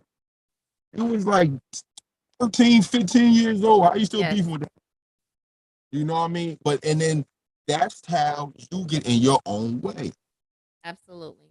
You get in your own way based off of yourself thinking about things that has no purpose of anything. So back to the entrepreneurship, how could you want to think doors going to open up for you over here if you're not looking to get off this path that you're already on? You Right. know, you have to be able and you have to be strong and you have to be mentally ready to Yes. be able to step out on your own too. You know what I mean? When you said, well, how when people want to step out on their own 2 feet and do their own things, they got this going on, that going on. You got to be one with yourself. That's it. That's a good one right there because again, a lot of times I'm gonna say when you're a creator, sometimes people don't get it. They don't get it. And they talk against what they don't know or what they don't understand. Instead of asking questions, stop assuming. Um, they go off of a pattern from someone else, somebody that they saw, thought they knew, whatever, and they try to put their fears on you. And me, I don't go off of what other people do. I'm different. I'm supernatural. I'm not like everybody else. Um, I did that and I wasn't happy. I let someone else or other people control me. And what I wanted to do, I didn't do. So now that those tables are turned and I'm free, now I'm in a place that, I ask what I want to say ask. But I kind of say what I want to do and we work it out and we go from there. But one thing that we want when we wanted to say is you have to be around people that are really for you, no matter what. Even if you fall, they're there to pick you up, not I told you so. That ain't the time. Definitely. So I want people to understand what he's saying is you gotta be strong in whatever decision that you make. Even if it's for your business, if it's just living day by day, you gotta be okay with you. Um Having people in your circle that's really for you. It's not the season for fake people, snakes, any of that. Cut it off. I'm not obligated to nobody. Right, Nobody. right. And you feel it. Like people know. You Like you know. know who those people are. You know the negative attention that comes with it. No, but you have to be strong enough for yourself to either remove yourself or remove them. And what happens is we know, and because time or whatever the case may be, family, I don't care who it is, you end up hitting the ignore button. They already showed you, they already told you, and you know what's up, but yet and still you stay. And it becomes hurtful to you because you like, but why would you? But you understand, and you and all of this stuff be like, I can't do that no more. And again, you have to cut it off if you want to go forward and not keep being stagnated or not moving at all. You gotta move forward. They'll see it later. I can't. Oh, you understand, oh, baby? You understand? You be trying to explain it, what you saw, what you felt, where you trying to go, the dreams, the this and that, and they don't get it. They don't get it because you have people that don't see it unless it's right there. Like, oh, now I get it. And I'm like, no, I saw 20 years ago. Now I saw this summer. Now, like, no, I gotta go. I gotta do it. Where and when it to backtrack where it comes to me and Maine, okay? So you say you see somebody seen something for you years later. Now, I remember a conversation Maine and I had. It was about street ball tour. I'm like, yo, I'm trying to get down. I'm seeing the I'm traveling, you know what I'm saying? I'm getting money. My name is out there. Yo, I want to be a part full board, you know what I mean? Whatever I gotta do, I want to be on. And he was like, yo, little bro, this ain't for you. I'm like, what you mean it's not for me? Bro, this like I'm I'm doing these games, I'm playing the arenas, you know what I mean? I'm traveling, I'm getting the free merch that come with everything. I'm 18, 19, 20. I'm in clubs with rappers, actors, actresses, singers. I'm in the limelight. Like, what you mean it's safe for me? You know what I mean? He's like, yo, bro, it's safe for you, yo. Like, you know what I mean? You know how Maine is. Like, yo, man, yo, he's doing this, you know what I mean? So y'all bring you along. I got other things in store. We're gonna be a part of things like that. All right, cool. But for a minute, I'm just like, damn, why the hell Maine hating on me and shit? You know what I mean? Like I'm trying to be out here. And going through, like I said, the avenues I went through, and what I touched on prior to here was I got it. I was still involved in the street ball realm, but I had walked into an opportunity to be a part of the business side of it too. You know what I mean? And where you hear the stories of how, again, how they say a lot of promoters. You talk to the real street ball guys, they gonna say the promoters watered the game down. You know what I mean? Certain guys had messed the whole street ball wave up because they was messing cutting people out the budget. You know what I mean? The promoter would say they got X amount of dollars for the event. Then the guy that they contacted be like, well, look, I can get this guy and this guy for that, but then we'll just fill in these few guys with these guys that do kind of the same thing. And then now you had guys, instead of putting the whole squad down, was putting 3 or 4 guys down, and then filling out with the rest of the other guys. You know what I'm saying? I was a part of that because, like I said, I was introduced into the business side by accident. I was with a promoter at the time, and we was having a game. The game was going on that day. Everything was en route, and the money kind of got messed up. And I said I touched base on this before, and I was with said promoter, and I'm here on the phone. I'm just riding with him, chilling. And he like, he told yo, we need so and so Brad phone, yo. Oh, we're gonna have it phone when he get there. We can't wait till after the ticket sales and the door and things like that. And he hung the phone. He like, you know what I'm saying? Like he trying to figure it out. And again, me being me, I'm just like, I got that shit in my bag in the back. Yeah. I'm like, yo, bro, how much you short? You know what I mean? And he told me. I'm just like, all right. He's like, yeah, so, look, it's in a backpack. You know what I mean? Yeah, bro, hand me that. He like, word? Yeah, bro, just make sure I get that, make sure I get that back.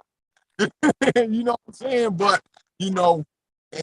that right there allowed me into the doors. I did a lot of business with that said promoter, which I also did business with a few other guys. Like I said in the last meeting we had, where I was around the street ball realm. I was around that area. I did a lot of games with a lot of people, but I also, on a business side, I was involved. You know what I'm saying? And what I took from that interaction, man, I'm like that already. You know what I'm saying?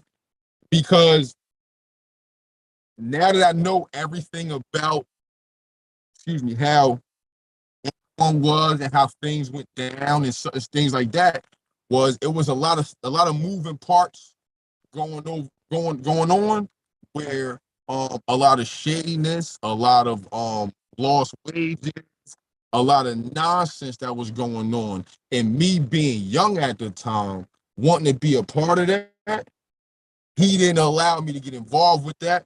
He seen other avenues for me to be, again, the adolescents that I'm mentored, you know what I mean, the organizations that I've been a part of, being involved in the community that I'm in, dealing with the adolescents and the youth around the area.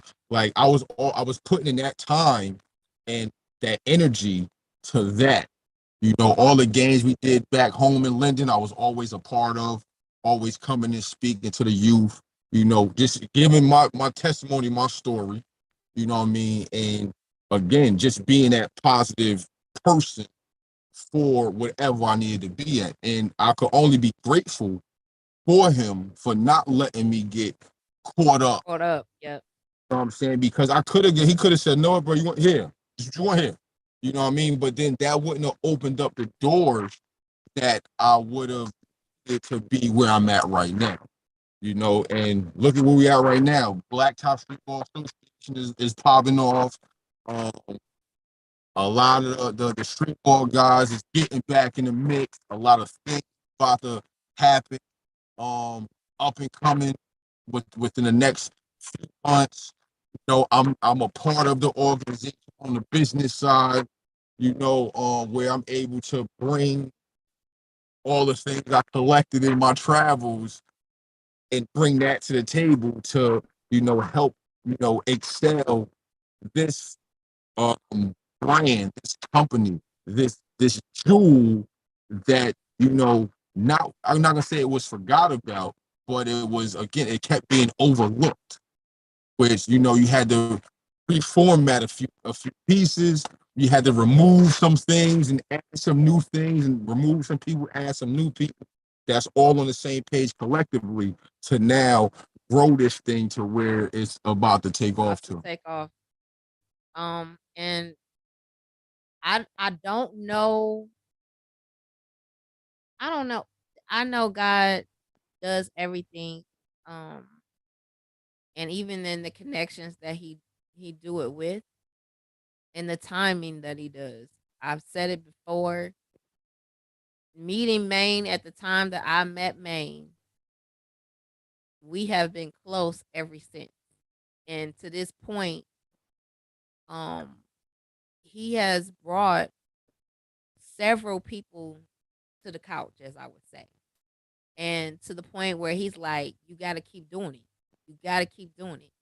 And even to being a part of Blacktop, he's like, no, you definitely a part. And I'm like, dude, I've never met you. He's like, that does not matter. I know you. Like, we're kindred spirits. Like, seriously. Just like with you. Like, I don't know what it is. I can't put my finger on it. But it's like, I gotta pick your brain. There's a lot of stuff that um even in the things that I do, this is my business. This is what I do. It's my business. And so a lot of questions, everybody's just keep doing what you're doing. Just keep doing what you're doing. But it's not the um I'm gonna say it's not helping, but it's like, okay, what am I missing? Because it's great content, is all of these things. But again, everything in is timing.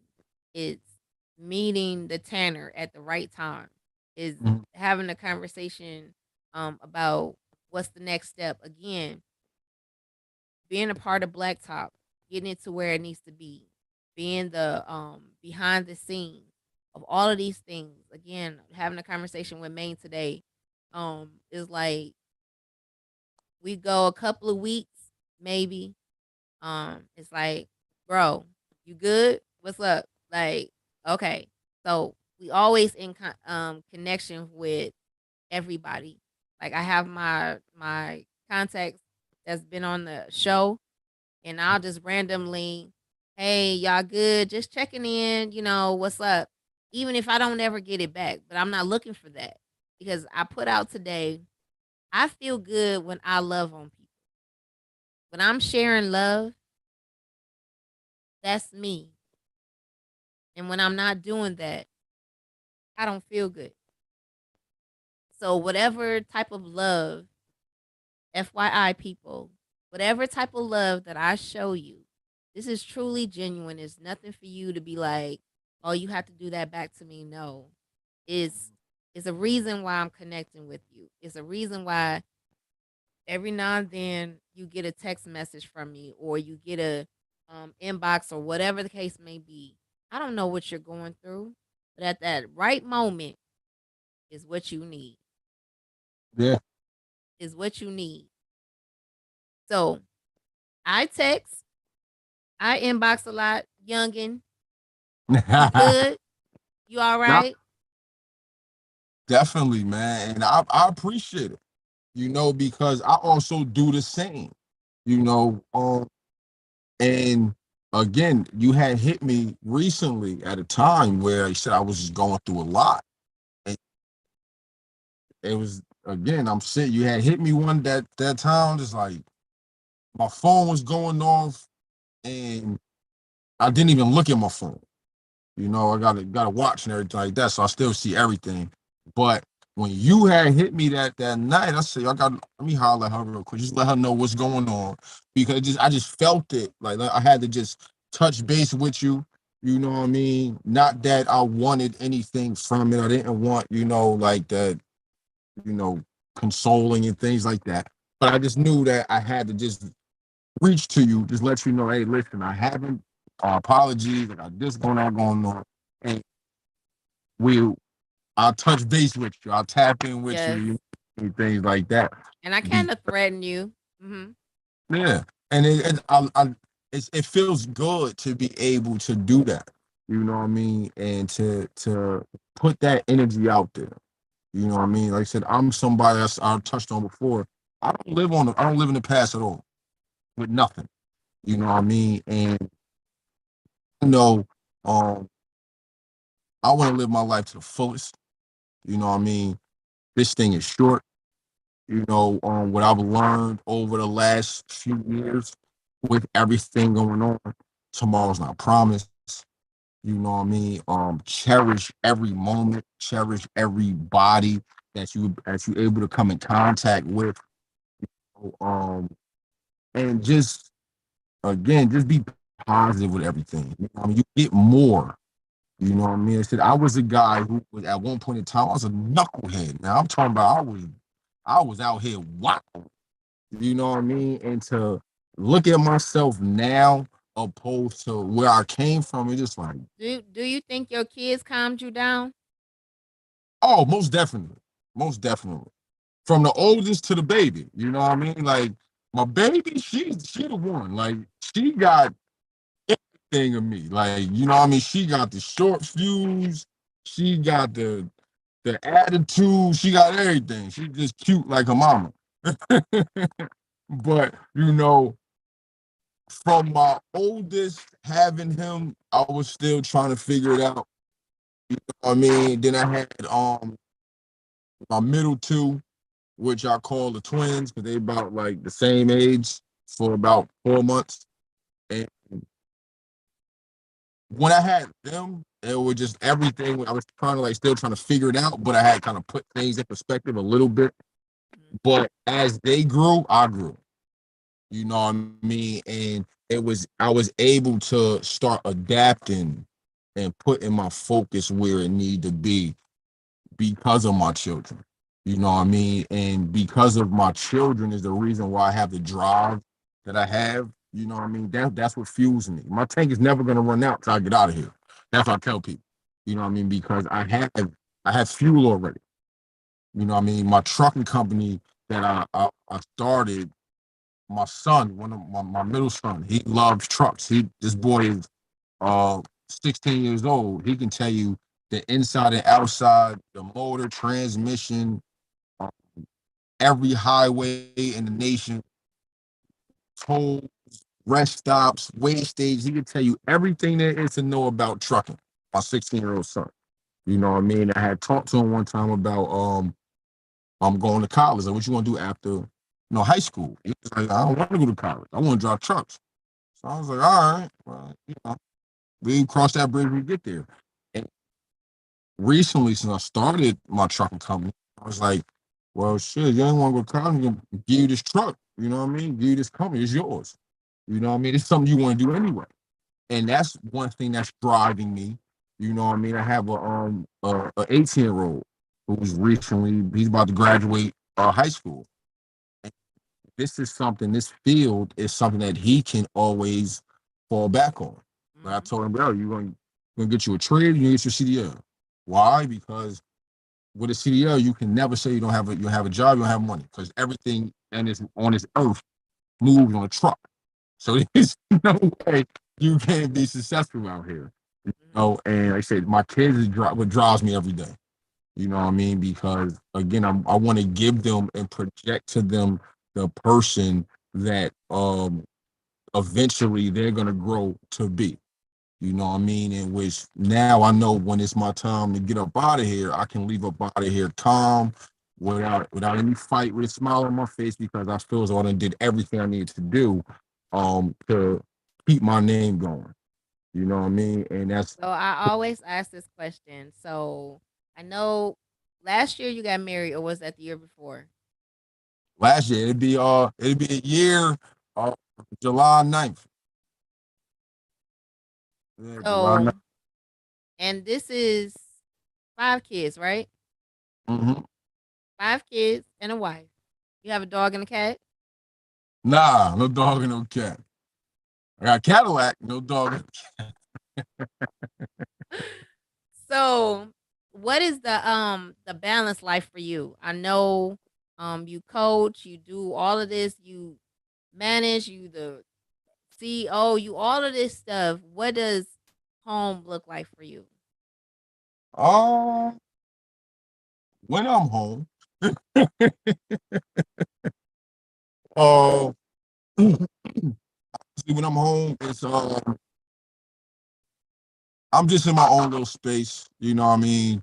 Uh, messing around with my kids. You know, talk to my wife, mess around with her, and play my video game and smoke. Honestly, like I'm like a weed connoisseur. You know, I'm not smoking on nothing but the finest marijuana that's on the face of the earth at the moment. But that right there, man, just to sit back, honestly, and just my mind never stops. I'm always manifesting. So when I'm home, that's my place of I'm charging, but I'm also resetting and I'm dumping as well. So I can have room for everything else that's coming along. You know what I'm saying?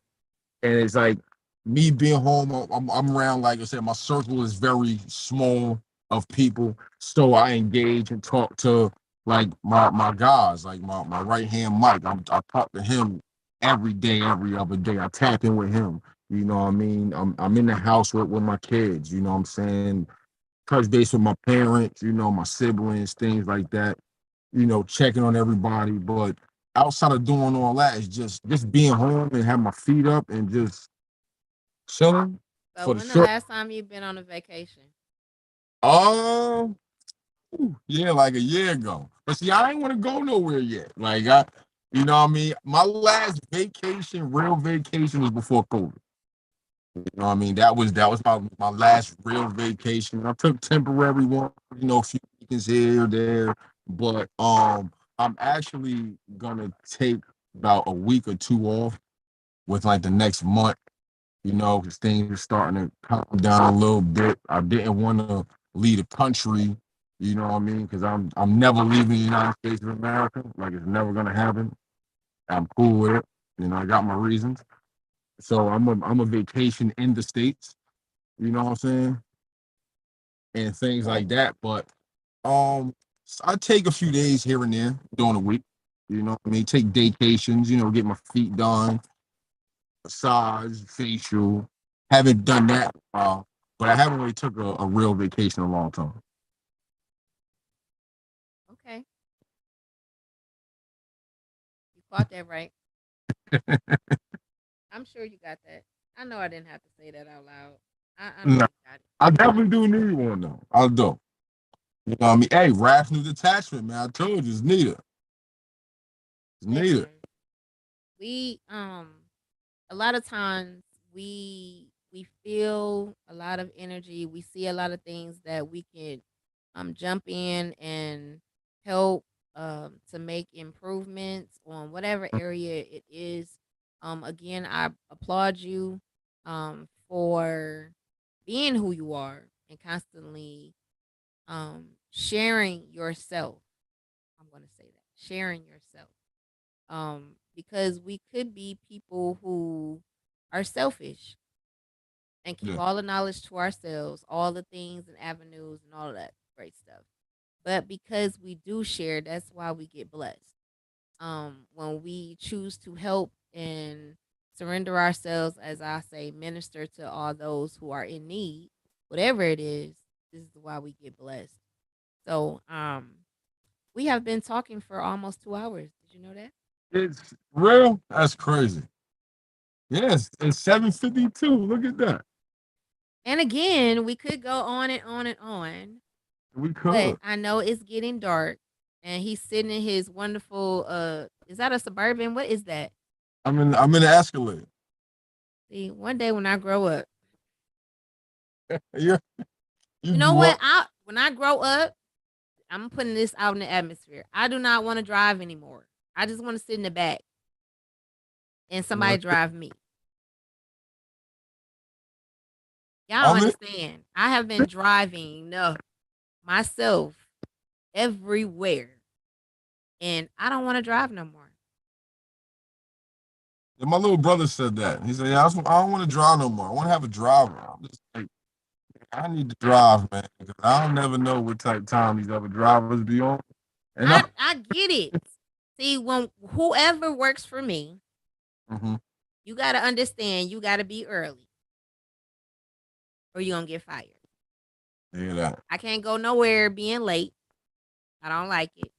So they going to understand my schedule, how I do things. But I have been driving not only myself, but everybody around me around. And this is where I'm saying I deserve the chill mode now. Like I can sit in the Yep. back and watch the scenery. I don't know where nothing at unless I'm going to that place. I don't have time to be sightseeing while I'm driving. No, I want to enjoy the scenery now. It's a few times I'm taking trips and I gotta, doing run around things like that. I be in this seat right here. That's me. Can't see me because it's a little dark, but you know what I'm saying? Like this be me. I just be rolling, got my guys with me and we chopping it up, we getting to where we gotta go. And this is my spot right here. You Well, know what I mean? somebody else is driving, right? You said what? Somebody else is driving.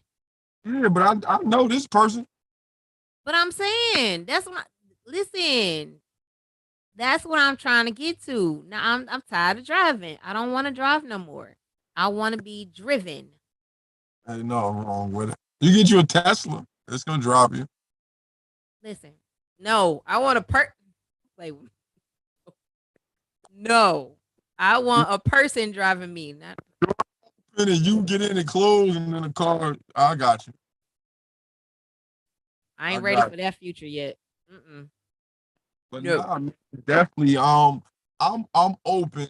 I'm always um, open to answering questions that need to be answered. Good. You off the rest of the week? Am I off the rest of the week? Yeah, I'm off the rest of the week. I'm free. So we got to tap in so we can Don't play with me. Don't listen. I got you. I got you. I'm always open to you know brainstorming, sharing ideas, manifesting with people to try to help if I can, get them to where they're trying to go. That's with anything, business, life, whatever. Like I said, I'm involved in so much sports, music, film, you know, business stuff, life stuff. I mean, I'm an open book. You got a question need to be answered. I'll see if I can answer it for you, or I can help you put you in the direction that you're trying to go. You know what I mean? Like I don't have a problem with that at all. You know, one thing I'm a part of now is I'm part of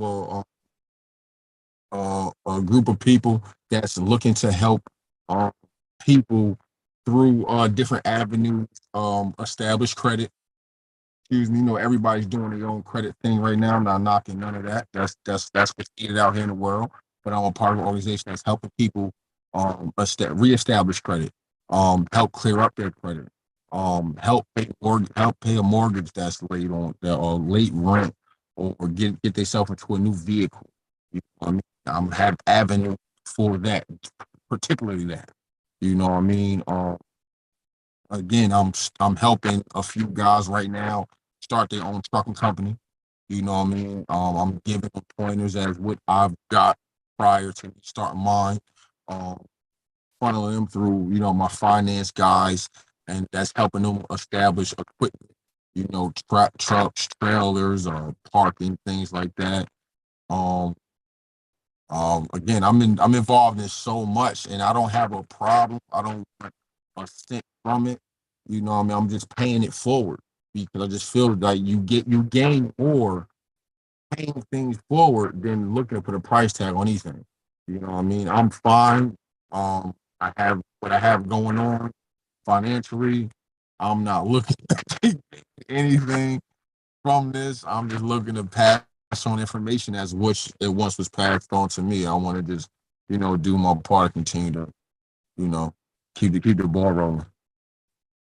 So whenever you want to have me on your show for a segment, anything, I don't care what it's for. Yeah, let me know.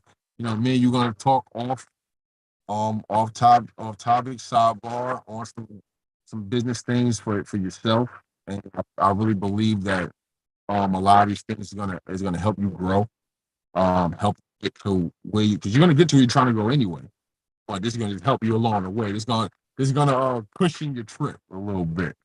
You know what I mean? And yeah, man, I'm with it. I appreciate it. I really do.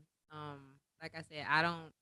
When I first started talking to you, uh, I don't know. We just clicked. It's like it's meant to be. Like I know for a fact. I don't know all of it, but just because we're connected to Maine, and Maine called you his prodigy, um, from day one, and there's a reason. I see now why you couldn't go then because you had to go this way, and now you're helping with the bigger picture of helping Blacktop go to where it's going to, and there's no fail in this now because Now, we learned on the that, lessons now. So, and this is going to help all of us. yeah, And so, again, I appreciate you taking this time out. Um, and we will talk sometime this week before you get busy again. definitely, um, definitely on tapping with me by Sunday. yes, we definitely gonna do that. So again, I'm gonna let you go because it's getting dark. I know it's still 4:20. Um, we're not getting into that conversation, but however,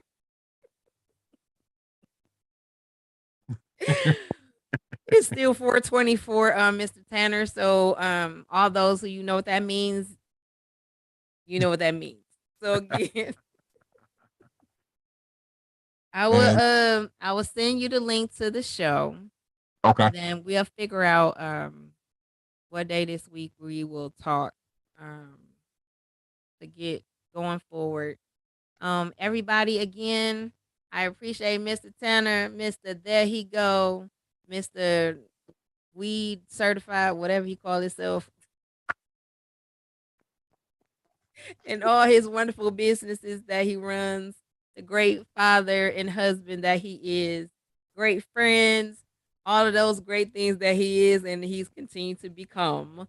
Also, again, thank you guys for being the support of this show. Again, this show was sponsored by my big brother, Wally Dixon, aka Main Event, um, Blacktop Streetball Association, bigger than the brand. And again, I believe in 6 degrees of separation. You are one person away, one advice away, one help away from where you need to be in your destiny. So, again, thank you for joining in, and we are out. Right. See ya.